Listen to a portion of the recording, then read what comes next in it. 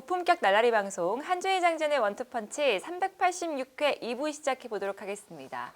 자, 2부 주제는요. 조별리그가 한창인 UEFA 챔피언스 리그 우리가 정말 주목해 봐야 될 경기가 상당히 많은데요. 그중에서도 먼저 우리나라 선수들이 있는 경기부터 하나씩 좀 짚어보려고 해요.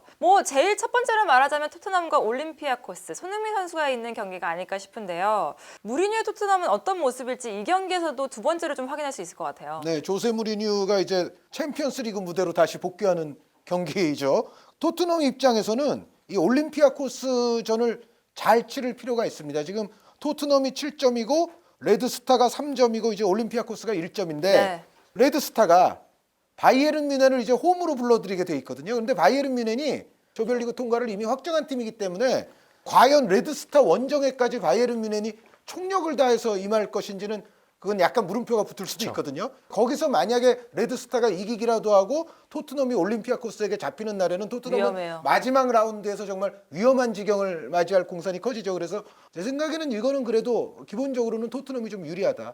사실 공격적으로는 올림피아코스도 만만치 않습니다. 그리고 실제로 토트넘이 올림피아코스와 원정 경기 첫 경기 치렀을 때 상당히 고전을 했었거든요. 다만 이제 무리뉴 감독이 이제 지휘봉을 새로이 잡아서 무리뉴 효과가 조금 나타나기를 바라는 경기가 될 것 같고요. 그리고 올림피아코스가 지속적으로 수비가 좀 불안해요. 팀 스타일 자체가 좀 변할 건지는 조금 두고 봐야 되기는 하겠습니다만 토트넘 선수들이 적절하게 전방 압박을 좀 팀 압박을 잘 해줄 경우에는 이 올림피아코스는 수비진 쪽에서 실수가 좀 나옵니다. 네. 그래서 사실 이 챔피언스리그 전체적인 과정에서도 올림피아코스는 어느 팀을 상대하든지 실점이 좀 많은 편이거든요. 토트넘이 이 경기는 사실 굉장히 중요한 경기고 심혈을 기울여야 될 경기이긴 하지만 기본적으로는 올림피아코스보다 많은 득점을 하면서 이길 수 있는 여지는 충분하다고 봅니다. 그렇죠.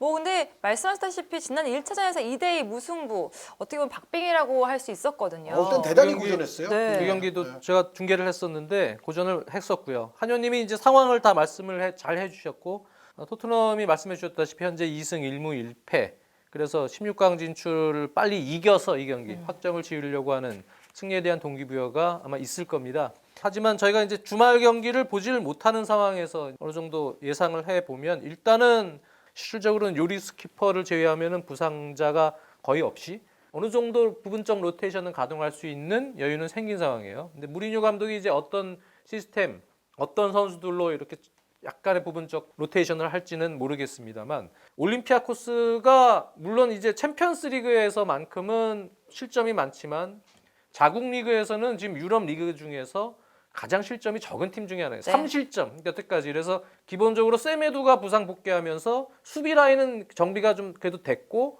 공격 시에 포덴세라는 선수 있어요. 다니엘 포덴세라고 예. 아주 다부진 선수죠. 아주 네. 우리나라로 치면 최태욱 같은 그런 네. 유형이에요. 순간 스피드가 좋고 득점 능력이 있는 그런 선수가 있고 또 이 경기만큼은 지난 경기는 교체로 출장을 했는데 체력이 좀 떨어져서 리그에서 발부에나 같은 베테랑들을 공격형 미드필더로 놓으면서 엘 아라비 같은 공격수 그라나다에서 뛰었던 공격수죠. 엘 수다니 선수도 있죠. 엘 수다니도 네. 있고요. 이런 능력이 좋은 선수들은 공격진에 많아요. 그래서 무리뉴가 수비로 전환할 때 조직력이 빠른 시간 안에 확보가 되느냐? 그러면은 이제 그러한 빠른 전개, 올림피아코스가 챔피언스리그에서 보여줬던 빠른 역습이 이제 통용이 안 되고 그대로 토트넘이 시속 게임에서 이기는 결과를 낼 수도 있겠지만 약간 처음이니까 수비 전환시나 이런 부분들의 조직력이 문제가 생길 경우는 언제든지 올림피아코스도 한 방울 넣을 수 있는 능력이 있다. 그래서 개인적으로는 그런 불안 요소들을 고려하면 네. 약간의 시속 게임이 될 가능성도 있다. 그래서 한 골 차 정도의 골격가 나오지 않을까 저는 그렇게 보고 있어요. 이제 잘스부르크 대 행크 경기를 한번 해보도록 하겠습니다. 잘스부르크와 나폴리가 승점 차가 4점 차 꽤 나기 때문에 어떻게 보면은 승점을 좀 꼭 챙겨야 하지 않을까 싶어요. 네, 이 경기의 상황은 사실 지금 나폴리가 실족을 좀 해줘야만 그렇죠. 짤츠부르크는 2위 안에 들 수 있는 상황이긴 하죠. 리버풀이 일단 잡아줘야 돼요. 네, 그런데 제가 봤을 때는 짤츠부르크는 그래도 마지막 순간까지 희망을 가지고서 행크를 파괴할 필요가 있어요. 왜 그러냐면 나폴리가 지금 팀이 말이 아니거든요. 지금 팀에 지금 완전 내분이 났어요. 뭐냐면 데 라우렌티스 구단주가 선수들하고 지금 완전히 싸움이 났고 이 가운데서 안첼로티 감독은 일단 구단주 편을 들어야 되나? 근데 선수들이 또 말을 안 듣는데 그러니까 이러지도 저러지도 지금 못하는 상황이에요. 그래서 구단주와 감독과 선수단이 거의 3파전처럼 양상처럼 지금 돼 있는 그래요. 나폴리의 상황이고 이미 나폴리 선수들 가운데 일부는 바로 이제 방출 각으로 간다라는 얘기까지 지금 나오고 있는 상황이어서 지금 나폴리가 어떻게 될지 모르겠는데 주말에 밀란과의 대결이 있거든요. 네. 제가 요거를 승부 예측에 넣을까 말까 하다가 이미 이제 이 방송 나갈 때는 아마 밀란 대 나폴리전은 끝났을 겁니다. 그런데 심지어는 그런 얘기도 있어요. 안첼로티와 밀란의 지금 디렉터가 누구냐면은 파올로 말디니예요. 네. 말디니 단장과 안첼로티 감독이 서로의 직을 걸고 주말에 붙는다라는 뉴스가 이탈리아에서 나오고 있어요. 그러니까 왜냐하면 지금 밀란도 팀이 말이 아닌 상황이고 이미 감독 교체를 했죠. 그 어떻게 보면 그 책임이 또 파올로 말디니에게 있단 말이에요. 이게 범접기 어려운 레전드이기는 해도 지금 상황이 워낙에 안 좋기 때문에 그래서 말디니와 안첼로티가 서로 목을 걸고 붙는 한판이다라고까지 지금 돼 있는 그 주말전이 어떻게 결론이 날지는 어떻게 모르지만 됐을까요? 만약에 나폴리 쪽으로 부정적인 결과가 만약에 밀란전에서 되면 이 경기에서는 안첼로티 감독이 심지어 없을 수도 있다. 맞아요. 데 라우렌티스 구단주의 성정을 미루어 볼 때는 그래서 그렇게 되는 상황이면은 나폴리가 이후에 경기도 잘한다는 보장이 없잖아요. 그러면은 짤츠부르크가 요거 행크만 잘 잡아놓으면 제가 봤을 때는 마지막 시나리오가 하나 6라운드에서 생기죠. 마지막 6라운드에서 한번 희망을 걸어볼 수가 있어요. 그래서 무조건 이거는 짤츠부르크가 잡아야 되는데 여태까지 행크의 수비력 그리고 짤츠부르크의 공격력을 고려해 보면 짤츠부르크가 잡을 수 있다. 예, 예. 아니 뭐 또 거기에 또 힘을 보태는 게 1차전 결과가 6대2 잘츠부르크의 대승이었잖아요. 그렇기 때문에 좀 더 기대가 되는 것 같기도 해요. 그러니까 근데 여전히 힘든 상황인 것만은 맞아요. 그렇게 된다 해도 6차전에서 짤츠는 리버풀을 상대해야 되고 리버풀에게 기적적인 승리를 하고 행크가 마지막 경기 나폴리전에서 지지 않고 무승부 이상을 해줘야 돼요. 그래서 사실상 지금 상황이 이렇게 호락호락한 상황은 아닌데. 근데 이제 나폴리가 무너지는 시나리오가 하나 있다는 그렇죠. 근데 그 상황이 말씀을 지금 워낙 드린 거죠. 좋지 않기 때문에 하느님이 이제 그런 긍정적인 희망적인 상황. 그래서 선수들이 동기부여가 확실히 돼 있는 것만은 확실하고 지금 제가 볼 때 홀란드, 황희찬, 투톱 또 미나미노 이 라인들이 충분히 2골 정도는 넣을 수 있는 파괴력은 가지고 있다고 보여져요. 그럼요. 그래서 소보슬라이 선수에다가 다카 선수까지도 있으니까요. 그렇습니다. 그래서 이 경기는 짤츠부르크 동기부여가 마지막으로 발현될 수 있는 중요한 경기다. 황희찬 선수가 또 투톱으로 나설 때 전방에서는 조금 더 좋은 모습을 보일 수 있을 것이다. 네. 오른쪽 전술적인 역할을 수행하기에는 단점도 보였지만 대표팀도 그렇고 투톱에서만큼은 잘할 거다 이렇게 봅니다. 세 번째 경기 가보도록 하겠습니다. 발렌시아 대 첼시 이강인 선수가 있죠. 요거는 지금 세 팀이 777점이잖아요. 아, 그런데 박빙이에요. 제가 재밌어하는 그 경우의 수 판별법 얘기 한마디 해드리면 이런 식으로 승점이 같으면 상대 전적을 보잖아요. 근데 상대 전적을 두 팀 사이의 상대 전적을 보면 이거는 쉽게 직관적으로 알 수가 있는데 이렇게 세 팀 같이 됐을 때는 결국은 이게 세 팀의 순위표를 다시 만들어 봐야 돼요. 그러니까 리를 그들만의 제외한 리그죠.